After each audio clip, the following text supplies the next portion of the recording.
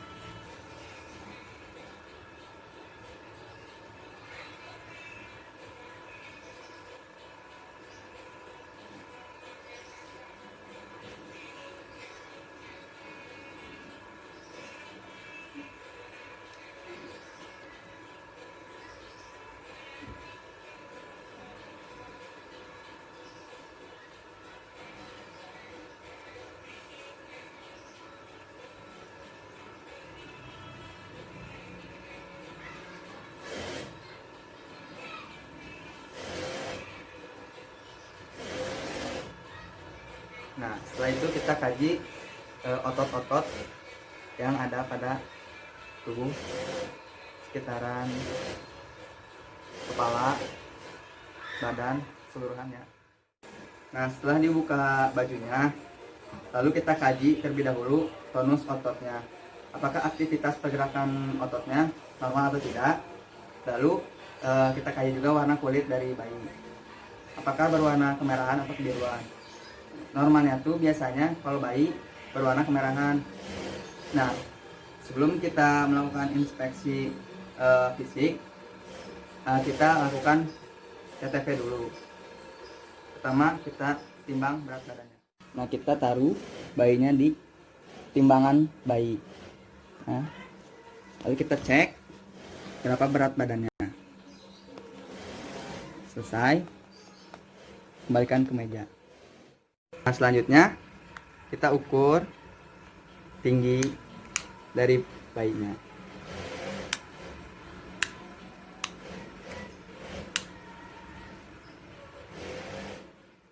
Nah, setelah mengukur tinggi badan, kita ukur lingkar kepala bayi.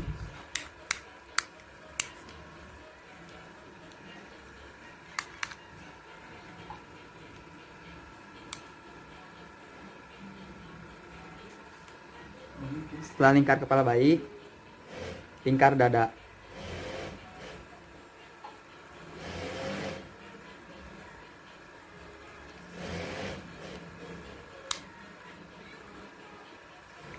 Oke. Setelah itu, lingkar tangan.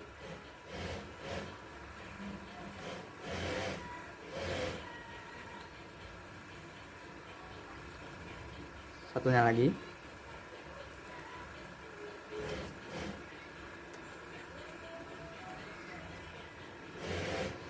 Sama besar. Nah, setelah kita lakukan pengecekan semua lingkar, lalu kita kaji atau inspeksi bagian kepala. Nah, saat kita inspeksi, sekalian kita raba juga apakah ada pembengkakan atau abnormalitas seperti fraktur atau sepalus. Nah, setelah dicek tidak ada, lalu kita kaji bagian ubun-ubun besar. Ubun itu rata ya. Kalau tidak rata atau terasa sedikit menonjol, bayi sedang menangis. Nah, setelah itu kita cek di ubun-ubun apakah ada molase atau tidak. Biasanya normalnya ada 1, 2, atau 3. Nah, selanjutnya kita inspeksi bagian mata.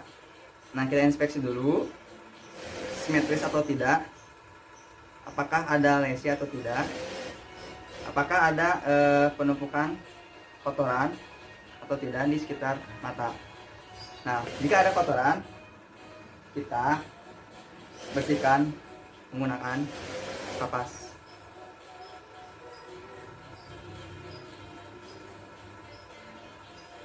Nah, setelah dibersihkan buang ke bengkok, lalu masih kita inspeksi. Kita inspeksi konjungtivanya, anemis atau ananemis, pupilnya, ikterik atau anikterik, dan bola matanya isokor atau anisokor. Nah, setelah itu kita lakukan penggunaan salep di sekitar matanya.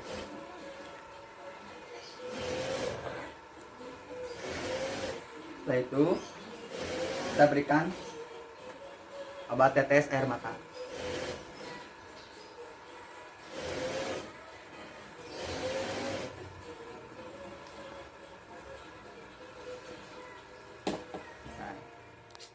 Nah, setelah kita dari bagian mata, lalu kita ke bagian telinga. Seperti biasa kita inspeksi kiri dan kanan, simetris atau tidak. Lalu kita cek ke sebelah kiri terlebih dahulu, apakah ada lesi atau tidak, apakah ada penumpukan kotoran atau tidak. Di bagian luar terlihat bersih. Lalu kita lihat ke bagian dalam menggunakan penlight. Oke. Kita lihat apakah ada cairan atau tidak, penumpukan kotoran atau tidak di bagian dalam telinga. Bersih. Lalu kita lihat juga sebelah sini. Bersih, bagian dalamnya sama bersih. Selanjutnya kita ke bagian hidung. Kita lihat lubang hidungnya, lubangnya simetris atau tidak, lalu ada lesi atau tidak, apakah di dalam lubang hidungnya ada kotoran atau tidak, penumpukan cairan atau tidak. Tidak ada. Pada hidung, kita lanjutkan ke bagian bibir. Nah, di bibir kita inspeksi dari warna mukosanya atau warna kulit bibirnya, apakah pucat atau tidak. Lalu kita raba bibirnya, kelembutan bibir, lembut atau tidak, lembut. Lalu kita cek langit-langitnya, langit-langit mulut. Kita buka mulut bayinya, lalu kita cek langit-langitnya, apakah ada kesumbingan atau tidak. Kita lakukan pemeriksaan refleks di sekitar mulut. Pertama kita refleks mencari di sekitar pinggir mulut. Nah, setelah itu refleks sucking atau refleks menghisap di sekitaran bibir. Nah, untuk refleks swallowing ketika si bayi menyusui dengan ibunya. Selanjutnya kita ke bagian leher. Pertama kita inspeksi dulu bagian lehernya simetris atau tidak tenggorokannya. Lalu kita inspeksi juga apakah ada benjolan atau tidak. Sekalian kita raba juga kelenjar tiroidnya. Nah, setelah itu kita lakukan pergerakan leher pelan-pelan ke kanan dan ke kiri. Setelah dari leher, kita ke bagian dada. Pertama, seperti biasa kita inspeksi terlebih dahulu dada kiri dan dada kanan simetris atau tidak. Terus ada lesi atau tidak, apakah ada pembekakan atau tidak. Sekarang kita raba juga. Lalu kita lihat inspeksi pergerakan pernapasan pada dada bayi. Apakah pergerakannya di dada itu seimbang atau tidak. Kita lihat seimbang, oke, normal, tidak ada masalah. Nah, di dada kita lakukan auskultasi menggunakan stetoskop.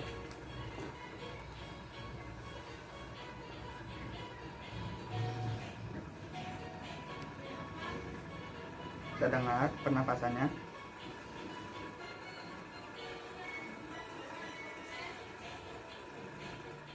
Oke. Dari dada kita pindah ke bagian tangan. Kita inspeksi dulu tangan sebelah kanan dan sebelah kiri, apakah sama besar atau tidak. Terus kita lihat jari-jarinya. 1, 2, 3, 4, 5, ada 5. 1, 2, 3, 4, 5, ada 5 juga, normal. Terus kita lakukan refleks genggam. Kita lakukan penoelan atau raba sedikit, apakah si bayi akan menggenggam atau tidak. Sebelah sini. Nah, setelah itu kita lakukan refleks kaget atau terkejut ya pada bayi. Kita bagian abdomen atau perut. Nah, kita inspeksi terlebih dahulu simetris atau tidak perutnya, ada lesi atau tidak, ada benjolan atau tidak. Lalu kita lihat inspeksi tali pusatnya, apakah sangat menonjol atau tidak. Lalu kita lihat warnanya. Terus apakah ada pus atau nanah. Terus apakah ada bau atau tidak. Setelah itu kita raba bagian perutnya. Normalnya itu perut terasa lemas, tidak ada pengerasan pada dinding perut. Dari abdomen kita lakukan pemeriksaan genitalia. Nah, jika bayi ini seorang pria, maka testis itu berada di dalam skrotum dan penis berlubang. Dan jika seorang wanita, maka labia mayora menutupi labia minora dan uretra dan vagina berlubang. Selanjutnya kita lakukan pembersihan di area sekitar genitalia menggunakan kapas DTT.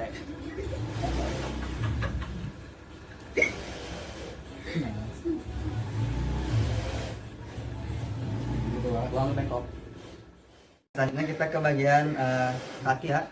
Kita inspeksi dulu kedua kakinya, kiri dan kanan, simetris atau tidak, sama besar atau tidak. Nah, apakah ada lesi atau tidak, terus ada benjolan atau tidak. Kita raba agar terasa apakah ada benjolan atau tidak. Nah, setelah itu kita lakukan refleks gelitik pada kedua kaki. Ya. Nah, terus kita lihat juga jumlah jari pada kaki. Nah, kita pindah ke area belakang atau punggung.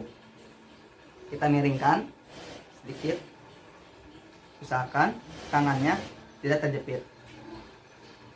Lalu kita raba dari leher sampai pinggang, apakah tulangnya menonjol atau tidak. Nah, selanjutnya kita ke bagian anus. Pertama kita inspeksi dulu apakah anusnya berlubang atau tidak. Terus apakah di anus itu ada lesi atau tidak ya. Terus apakah banyak kotorannya atau tidak. Jika ada kotoran bisa dibersihkan. Terus hindari adanya kemasukan sesuatu ke lubang anus tersebut. Lalu kita tanyakan ke ibu apakah BAB dan buang air kecilnya normal atau tidak selama 24 jam. Nah, setelah selesai semua pemeriksaan, lalu kita pakaikan kembali bajunya.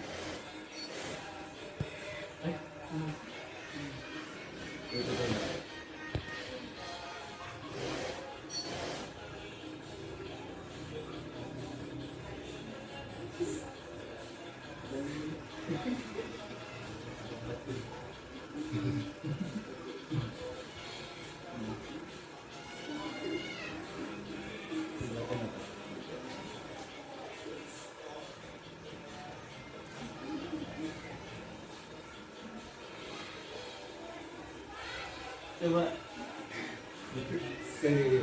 Coba punya tak sendiri.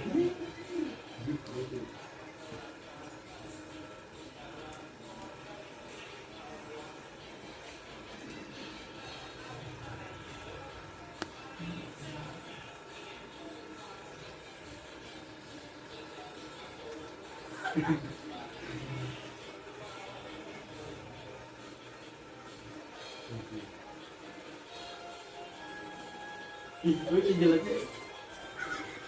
Bener nih.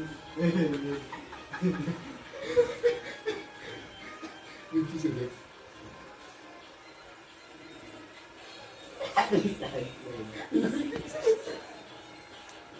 Masih coba dia. Siapa lah? Bayinya sudah rapi, lalu kita juga rapikan diri sendiri.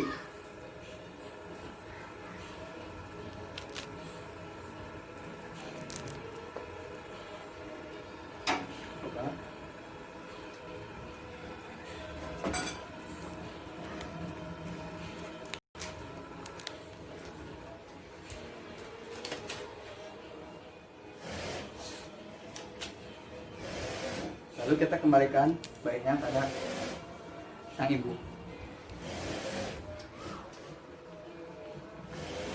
Ibu, ini bayinya sudah saya periksa ya Bu. Hasilnya normal semua, tidak ada kelainan ya Bu. Nah, kalau itu saya permisi dulu Ibu. Kalau Ibu ingin memerlukan sesuatu, Ibu bisa panggil saya saja ya Bu. Kalau gitu saya permisi dulu Ibu. Selamat siang.